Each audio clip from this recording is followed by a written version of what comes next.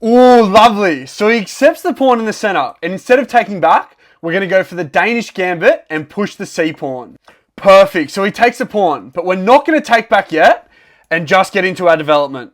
So he takes another pawn, but now we'll retake with our bishop, and although we're down 2 pawns, this position is dangerous, with both our bishops actives on open diagonals, looking at his king.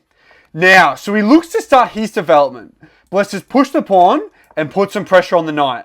Oh no, so instead of moving the knight, he tries to get tricky and pin our pawn to our king with his queen, but that's fine, because we'll break the pin whilst activating our queen, putting it on the same file as his king. Now, so he moves back to save his knight, but if you look at the board, we've got both our bishops extremely active, as well as our queen. And although we're technically down 2 pawns, I'm liking our position here. And we don't need to overdo it yet, so let's just develop our knight.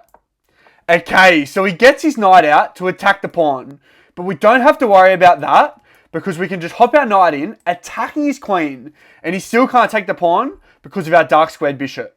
Lovely, so he moves back. But what we're going to do now is sacrifice our knight on f6 with check, and then if he takes, we can take back.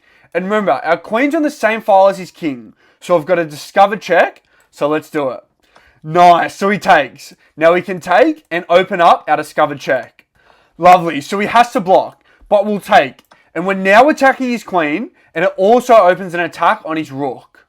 Nice, so he takes back, and instead of taking the rook first, we know we're going to be up material here. So let's trade the queens, then we'll look to take the rook.